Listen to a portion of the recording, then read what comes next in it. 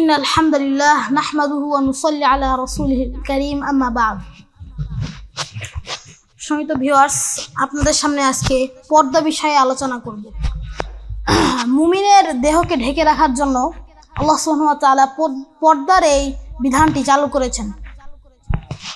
বিশ্বের অন্যান্য যত ধর্ম আছে সেই সমস্ত ধর্মের মানুষ থেকে আমাদেরকে আলাদা করার জন্য পর্দা অন্যতম একটি বিষয়।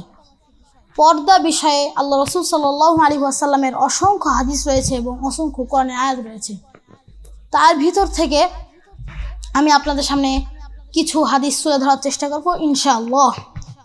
আন আয়েশাতা قالت يرحم الله النساء المهاجرات أول لم أنزل الله وليضربن بخمرهن على جيوبهن সূরা নূর ৩১ নম্বর আয়াত। আয়েশা রাদিয়াল্লাহু আনহা হতে বর্ণিত, তিনি বলেন, আল্লাহ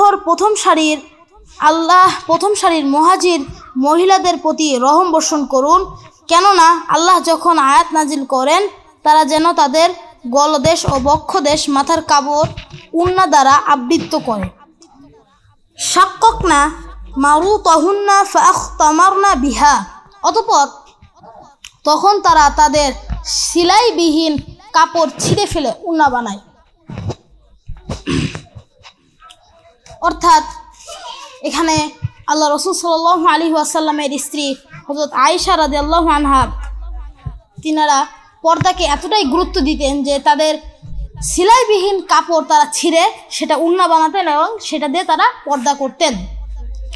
পর্দা মুমিন নর নারী দুইজনের জন্যই, দুই রকম জাতের জন্যই কিন্তু ফরজ।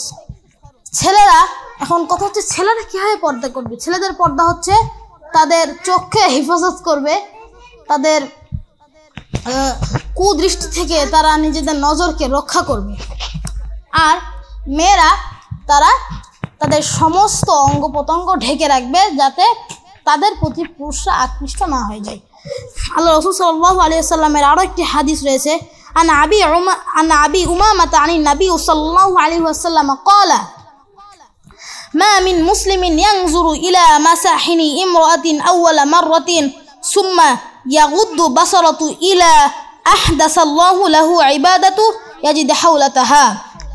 আবু উমামা রাদিয়াল্লাহু আনহু থেকে বর্ণিত, তিনি বলেন, যে কোনো মুসলমান নিজের দৃষ্টিকে কোনো স্ত্রীর সৌন্দর্যের উপরে পড়বে, অতঃপর সে দৃষ্টি ফিরিয়ে নেবে, আল্লাহ তার ইবাদতে স্বাদ ও আনন্দ সৃষ্টি করে দেবেন। অর্থাৎ এখানে বলা হয়েছে কোনো মুসলমান ব্যক্তি যদি কোনো নারীর উপর বা সৌন্দর্যের উপর আকৃষ্ট হয়ে যায়, অতঃপর সে তার চোখকে ফিরিয়ে নেয়, অর্থাৎ ভুল করে সে ভুল থেকে নিজেকে সংশোধন করে নিল, তখন আল্লাহ সুবহানাহু ওয়া তাআলা কী করবেন?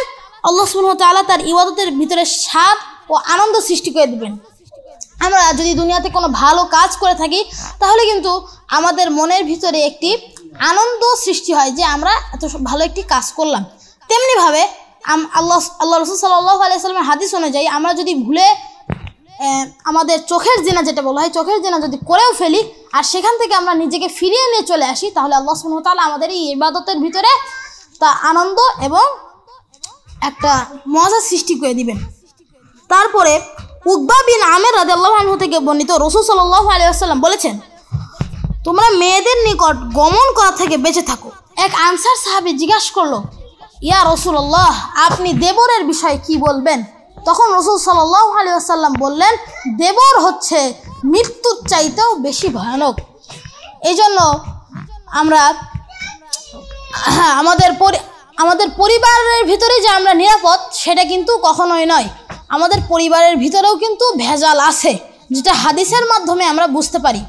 এই জন্য সম্মানিত উপস্থিতি, আমরা মুসলিম যারা পুরুষ এবং মুসলিম নারী উভয়ই আমরা পর্দা করার চেষ্টা করি। পুরুষরা তাদের চোখকে হেফাজত করবে এবং নারীরা পর্দা করবে, তাদের সমস্ত অঙ্গ প্রত্যঙ্গ ঢেকে রাখবে যাতে তাদের সৌন্দর্য প্রকাশ না হয়ে যায়। আল্লাহ সুবহানাহু ওয়া তাআলা আমাদেরকে সবাইকে পর্দা করা তৌফিক দান করুক, আমিন।